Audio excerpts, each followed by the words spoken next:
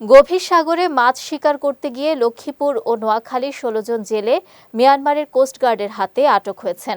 এক সপ্তাহেও তাদের কোনো খোঁজ না মেলায় উৎকণ্ঠায় দিন কাটছে পরিবারের সদস্যদের। লক্ষ্মীপুর প্রতিনিধি সোহেল মাহমুদ মিলনের পাঠানো তথ্যচিত্রে বিস্তারিত ডেস্ক রিপোর্টে। ঈদের পর পরিবারের সঙ্গে শেষ বিদায় নিয়ে মাছ ধরতে গভীর সাগরে পাড়ি দেন লক্ষ্মীপুরের রামগতি উপজেলার চরপোড়াগাছা ইউনিয়নের ৯ জন জেলে। তাদের সঙ্গে নোয়াখালীর সুবর্ণচরের আরও কয়েকজন সহ মোট ১৬ জন জেলে মা বাবার দোয়া নামের একটি ট্রলারে করে সাগরে যান। গত ২৫ মার্চ রাতে কক্সবাজারের উখিয়া সংলগ্ন বাংলাদেশ মিয়ানমার জলসীমায় পৌঁছালে মিয়ানমারের কোস্টগার্ড তাদের আটক করে। আটক হওয়ার পরপরই জেলেরা পরিবারকে ফোনে বিষয়টি জানান। ২ দিন পর ২৭ মার্চ তারা আবার যোগাযোগ করে জানায় তারা না খেয়ে ও না ঘুমিয়ে কষ্টে আছেন।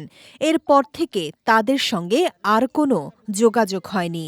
এতে করে পরিবারগুলোর মধ্যে বাড়ছে উৎকণ্ঠা ও শঙ্কা। শুক্রবারে ১২টার দিকে খবর হয়েছে আমার ছেলের ১২ মাস লোকে ধরিয়া বন্দি করছে, জেল হাজতে আছে। তাই এই পর্যন্ত আমার ছেলের লোকে রবিবারে যে সোমবারে যে রাতের ৮টা বাজে কথা আর এই ছাড়া আমার ছেলের সাথে আমি আর কোনো যোগাযোগ করতে পারি না। আমার ছেলে আজকে ১ সপ্তাহ আমার বাড়ির থেকে গেছে।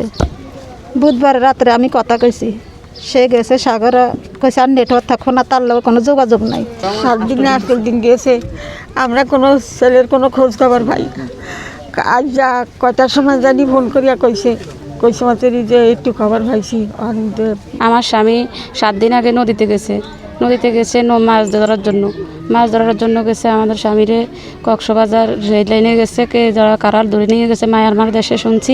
আমাদের এই সমাজের ১৬ জন মানুষ ৭-৮ দিন আগে কক্সবাজার উখিয়া থেকে নদীতে মাছ ধরতে গেছে, মায়ানমার বর্ডার গেছে মোটর, কে বা কাহারা ধরিয়া নিছে। এখন আমরা তাদের কোনো খোঁজ খবর পাই না। আমার আব্বু সাগরে গেছে, এখান থেকে বড়মারা ধরে লয়ে গেছে। জেলেদের উদ্ধারে কাজ করছেন ট্রলার মালিক পক্ষ ও স্থানীয়রা। এছাড়া জেলেদের উদ্ধারে এগিয়ে আসছেন রাসেল নামে স্থানীয় এক সমাজকর্মী।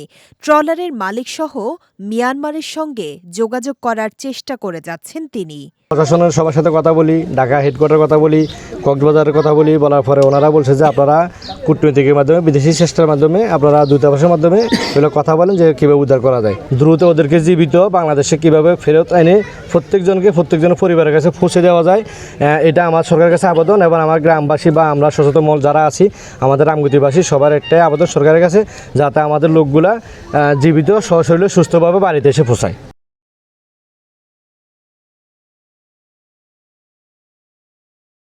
এদিকে বিষয়টি গুরুত্ব সহকারে দেখা হচ্ছে জানিয়ে অতিরিক্ত জেলা প্রশাসক বললেন, জেলেদের উদ্ধারে প্রয়োজনীয় পদক্ষেপ নেওয়া হচ্ছে। যারা নিখোঁজ বা যারা আপনার সমুদ্রে গিয়ে এখনো ফিরে আসে নাই, তাদের পরিবারের সাথে যোগাযোগ করে তাদের তথ্য নেওয়ার জন্য, একই সাথে আমাদের যে কোস্টগার্ড এবং নৌ পুলিশ আছে তাদের মাধ্যমেও বিষয়টা খোঁজ নেওয়ার জন্য আমরা সংশ্লিষ্ট কর্তৃপক্ষকে অনুরোধ জানিয়েছি। তাদের কাছ থেকে আমরা তথ্য পেলে প্রয়োজনীয় ব্যবস্থা গ্রহণ করা হবে। আটক জেলেদের মধ্যে লক্ষ্মীপুর, নোয়াখালী, চট্টগ্রাম, কক্সবাজার ও ভোলার বাসিন্দারা রয়েছেন। তাদের দ্রুত সুস্থ অবস্থায় ফিরিয়ে আনার জন্য সরকারের প্রতি জোর দাবি জানিয়েছেন স্বজনরা। বিজয় টিভি নিউজ ডেস্ক।